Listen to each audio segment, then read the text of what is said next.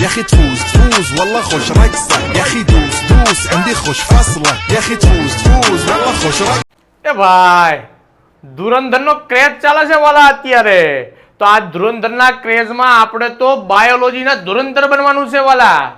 તો યાદ રાખી લે વાલા, ચેપ્ટર 10, 11, 12 અને 13 ના ફરીથી પાછો આવ્યો છું વાલા વિદ્યાર્થી મિત્રો. એમસીક્યુ ટોપિક જે મોસ્ટ આઈએમપી એમસીક્યુ ટોપિક છે એની આપણે 10, 11, 12 અને 13 ના ટોપિકની જે છે ચર્ચા કરવાની છે. તો પહેલું ચેપ્ટર 10 બાયોટેકનોલોજી અને તેના પ્રયોજનો, જેની અંદર 1950 નિવેશ્ય વાળો જે છે ટોપિક છે ખાસ કરવો. ટોટીપોટેન્સી અને સૂક્ષ્મ પ્રવર્ધન વાળો જે છે ટોપિક કરવો. પૂર્ણ ક્ષમતા જેને તમે કહો છો એ ટોપિક. સોમાક્લોન્સ, પ્રોટોપ્લાસ્ટ, દૈહિક સંકરણ અને દૈહિક સંકરણની અંદર ટોમેટો વાળું ઉદાહરણ, જીએમઓ ની જે લાક્ષણિકતા આપેલી છે એ ખાસ જોઈ લેવાની છે એકવાર. બીટી કપાસમાંથી સૂત્રકૃમિ, આરએનએઆઈ, મેલેડોગાઇડ, ઇન્કોગ્નેશિયા ભૂલવાનું નથી. બીટી કપાસમાં પણ ક્રાય 1A, ક્રાય 2AB વાળો ટોપિક, ક્રાય 1AC વાળો જે છે ટોપિક જે છે ખાસ કરવાનો. 10.2.1 માંથી 10.2.2 માંથી એડીએ વાળું, એડીએ એડિનોસાઇન ડીએમિનેઝ ઉત્સેચક વાળો જે છે ટોપિક ખાસ કરજો. 10.2.3 માંથી એલિઝા ટેસ્ટ, ખાસ અગત્યની. એલિઝા ટેસ્ટ જે છે કોના સિદ્ધાંત ઉપર કાર્ય કરે છે એ લાઈન આપેલી છે, લાઈનને ભૂલતા નહીં. 10.3 માંથી ત્રીજો નંબરનો ટોપિક અને ચોથા નંબરનો ટોપિક જે છે એ ખાસ કરવાનો છે. 10.4 માંથી જીઈએસી ના ટોપિકો ખાસ અગત્યના છે, કરી નાખજો વિદ્યાર્થી મિત્રો. ચેપ્ટર 10 માંથી આટલા ટોપિક ઉપર વધારે ભાર આપજો કે જેમાંથી વધારે એમસીક્યુ જે છે તમારી બોર્ડની અંદર જે છે આવી શકવાના છે વિદ્યાર્થી મિત્રો. વિદ્યાર્થી મિત્રો બીજો મુદ્દો, આપણે કોઈની જેમ 100% અમારામાંથી આવશે, 100% આમ આવશે એવી કોઈ ચર્ચા નથી વિદ્યાર્થી મિત્રો. આ તો 5 વર્ષના પેપરનું એનાલિસિસ છે. જો તમારા નસીબ સારા હશે તો આ ટોપિકોમાંથી એમસીક્યુ આવી જશે વિદ્યાર્થી મિત્રો. કરવાનું તો બધું જ છે, પણ આ બધા ટોપિકોની અંદર ભાર જે છે થોડોક વધારે મૂકવાનો છે વિદ્યાર્થી મિત્રો.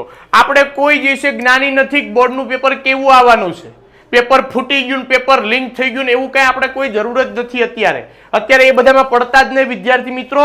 જે ટોપિકો કરવાના છે ફોકસથી જે છે કરવા માંડજો. મંજિલ મળે કે ન મળે એ તો કિસ્મતની વાત છે. મંજિલ મળે કે ન મળે એ તો કિસ્મતની વાત છે, પણ આપણે કોશિશ જ નહીં કરીએ એ તો ગલત વાત છે. આપણે જ કોશિશ નહીં કરીએ, એમનામ બેઠા રહીશું તો આપણને સક્સેસ મળવાની નથી. પ્રયત્ન કરવો એ જ સફળતાનું પ્રથમ પગથિયું છે. આપણે પ્રયત્ન તો કરવો જ પડશે વિદ્યાર્થી મિત્રો. તમારે તમારા ગોલ સાથે જે છે પહોંચવું છે, ગોલ જે છે પ્રાપ્ત કરવો છે, તો તમારે સતત ને સતત પ્રયત્ન કરતા રહેવું પડશે જ. જો પ્રયત્ન નહીં કરો તો તમને ગોલ જે છે તમને પ્રાપ્ત થવાનો નથી વિદ્યાર્થી મિત્રો. તો યાદ રાખજો વિદ્યાર્થી મિત્રો. આગળ વધીએ આપણે ચેપ્ટર નંબર 11 સજીવો અને વસ્તી, જેની અંદરથી વિદ્યાર્થી મિત્રો 11.1 વસ્તીના લક્ષણોમાંથી જન્મદર અને મૃત્યુદરના ગણતરી વાળા જે છે એમસીક્યુ પૂછાઈ શકે છે. પિરામિડ ખાસ કરવાના છે. 3 પ્રકારના પિરામિડ આપેલા છે, સ્થાયી વસ્તી, વધતી વસ્તી અને વિસ્તૃત જે ઘટતી વસ્તીના જે છે પિરામિડ આપેલા છે. વસ્તી ગીચતામાંથી જે છે એમસીક્યુ 11.1.2 4 મૂળભૂત પ્રક્રિયાઓ તમને આપેલી છે અને એનું નામ અને સૂત્ર ખાસ કરવું. 4 મૂળભૂત પ્રક્રિયા કઈ? અંતઃસ્થળાંતરણ, બહિઃસ્થળાંતરણ, જન્મદર, મૃત્યુદર અને એની નીચે એક્ઝેક્ટ નીચે જે છે તમને સૂત્ર આપેલું છે, સૂત્ર ખાસ કરી નાખજો. ચરઘાતાંકીય વૃદ્ધિનું સૂત્ર, સંભાવ્ય વૃદ્ધિનું સૂત્ર પણ ખાસ કરી નાખવાનું અને એમાં જેટલા પણ જે છે સંજ્ઞા આપેલી છે એ સંજ્ઞાની સામે જે છે શું સૂચવે છે એ પણ જે છે ખાસ તૈયાર કરી નાખવાનું છે. 11.1.4 ખાસ છે કોષ્ટક 11.1 એ ખાસમ ખાસ તૈયાર કરી જ નાખજો. દે ઠોક કરી જ નાખવાનું, ડંકાની ટોચ ઉપર જે છે કરવાનું છે. પરભક્ષણ 1920 વાળો ટોપિક, બીજા ઉદાહરણ ખાસ કરી નાખવાના છે. લેજો કે આંકડા વાળું પણ ખાસ આંકડા વાળો એક ટોપિક આપેલો છે બરોબર, ગ્લાયકોક્સાઇડ રસાયણ વાળો, એ ખાસ કરી નાખવાનો છે. ત્યાર પછી સ્પર્ધામાંથી ગોસનો નિયમ અને એના ઉદાહરણ જે છે ખાસ તૈયાર કરવા. પરોપજીવીના ઉદાહરણમાં યજમાન વાળા જે ટોપિકો આપેલા છે. સહભોજિતા એમાંથી ક્લોવન માછલી વાળો જે ટોપિક એક આપેલો છે. સહોપકારિકતા ફૂગ વાળો જે ટોપિક છે ઓર્ગિડ ખાસ જે છે કરવાનું છે, અંજીરવાળો પણ ટોપિક જે છે ખાસ કરી નાખવાનો, અંડ પરોપજીવન પણ જે છે ખાસ પૂછી શકે છે વિદ્યાર્થી મિત્રો. ત્યાર પછી આપણે વાત કરીએ ચેપ્ટર 12 નિવસન તંત્ર. જુઓ ભાઈ લખેલું છે 12.1 નો છેલ્લો ફકરો તૈયાર કરજો. 12.2 નો ટોપિક જે ખાસ તમારે તૈયાર કરવાનો છે. અને અગત્યનું વિઘટનના પ્રકાર ખાસ અને વિઘટનનો દર ધીમો ક્યારે હોય, ઝડપી ક્યારે હોય એ જે છે તમારે ખાસ તૈયાર કરવાનું છે. ત્યાર પછી 12.4 ખાસ પહેલો જે ફકરો આપેલો છે તમને એ ખાસ તૈયાર કરવાનો છે. 12.2 ખાસ કરવી અને એમાં બીજા ઉદાહરણ જે છે યાદ રાખવાના છે. 11.2 એટલે કયો વિદ્યાર્થી મિત્રો? પોષક સ્તર વાળો. પોષક સ્તર વાળો જે તમને આપેલો છે પ્રથમ, દ્વિતીય, તૃતીય, ચતુર્થ પોષક સ્તર, ઉત્પાદકતા, પ્રાથમિક ઉપભોક્તા, દ્વિતીય ઉપભોક્તા, તૃતીય ઉપભોક્તા અને બાજુમાં એક્ઝામ્પલ આપેલા છે. એવું જરૂરી નહીં કે ચોપડીનું જ એક્ઝામ્પલ હોય, પણ એના લગતા જે છે બીજા રિલેટેડ એક્ઝામ્પલ જે છે આવી શકે છે. તો એ બીજા એક્ઝામ્પલ પણ જે છે એકવાર રિફર કરી લેવાના, જોઈ લેવાના. જીએફસી અને ડીએફસી બરાબર એ ખાસ કરવાનું છે. ચર્યા આહાર શૃંખલા અને મૃત આહાર શૃંખલા જે છે એના ખાસ અગત્યના ટોપિક છે. 12.5 પરિસ્થિતિકીય પિરામિડો ખાસ અને બધા જ ઉદાહરણ યાદ રાખવા. કોનો પિરામિડ સીધો હોય, કોનો પિરામિડ ઉલટો હોય, ઉર્જાના પિરામિડ કેવા હોય, સંખ્યાના પિરામિડ કેવા હોય, જેવ ભારના પિરામિડ કેવા હોય, આ ટોપિક જે છે ભૂલવાનો નથી. હવે આપણો છેલ્લું એવું ચેપ્ટર બાયોલોજીનું 13મું ચેપ્ટર જેની આપણે ચર્ચા કરી લઈએ. ચેપ્ટર 13 જૈવ વિવિધતા અને સંરક્ષણ, જેમાં પ્રસ્તાવનામાંથી જાતિની સંખ્યા આપેલી છે. કીડીની, બીડીની, ફલાણી ઢીકણી સંખ્યા આપેલી છે એ કરી નાખજો. બીજું 13.1 જૈવ વિવિધતામાં 3 ટોપિક જે છે આપેલા છે. જાતિ વિવિધતા, જનીન વિવિધતા એ ટોપિકો પણ જે છે એના ખાસ MCQ પૂછાય છે. IUCN ટોપિકમાંથી કયા વિસ્તારમાંથી જાતિ વધારે કે કયા વિસ્તારમાં ઓછી છે એના જે છે ટોપિક રિલેટેડ. રોબોટ મેં ખાસ કરજો વિદ્યાર્થી મિત્રો. આકૃતિ 13.1 ખાસ કરવાની. ભારતમાં જૈવ વિવિધતા જે એના પછીનો તરત ટોપિક આપેલો હશે એમાં લખેલું નથી હો ઉપર ટોપિકમાં કે ભારતમાં જૈવ વિવિધતા, પણ યાદ રાખવાનું તમારે. 13.1.2 અક્ષાંશીય ઢોળાંશ વાળો જે ટોપિક આપેલો છે એ ટોપિકમાંથી જેટલી પણ જાતિ છે એ જાતિની સંખ્યા, બધી જ સંખ્યા જે છે તમારે ખાસ યાદ રાખવાની છે. એમાંથી આ વખતે કદાચ MCQ આવી શકે. જાતિ વિસ્તારના સંબંધો, વૈજ્ઞાનિક અને એનું સૂત્ર છે. ઝેડનું મૂલ્ય પણ તમને આપેલું છે. ડેવિડ ટિલમેન, એહરલિક.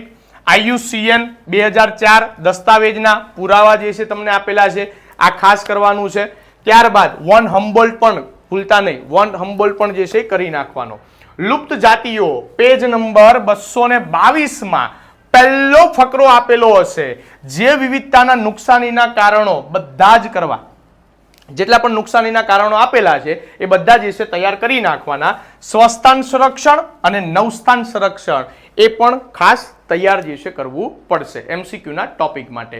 તો આ બધા જ MCQ ના જેટલા પણ ટોપિક તમને કીધા છે 1 થી 13 ચેપ્ટરના MCQ ના ટોપિકો જેને ભાર દઈને કરવાનું છે વિદ્યાર્થી મિત્રો. કારણ કે બાયોલોજીનું પેપર છેલ્લું છે.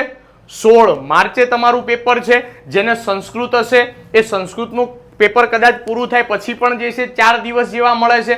ઇન કેસ સંસ્કૃત પહેલા પણ જે છે તમને 6 દિવસ મળે છે. એમાં પણ જો તમે 3 દિવસ જે છે સારી એવી બાયોલોજીની અંદર આવી રીતે મહેનત કરશો, ટોપિક એક પછી એક ટોપિક જે છે જોતા જાઓ. ના ખબર પડે તો પૂછો. હજી પણ તમને કહું છું, ના ખબર પડે તો કોમેન્ટ પણ કરી શકો છો, અથવા તો અહીંયા મારો નંબર આપેલો છે આ નંબરમાં પણ જે છે તમે મેસેજ કરીને અથવા તો કોલ કરીને પણ જે છે શીખવું હોય તો આવી શકશો. ખાસ અગત્યનું કે ભાઈ ગભરાતા નહીં. બોર્ડનું પેપર જેવું આવવાનું છે એવું જ આવવાનું છે.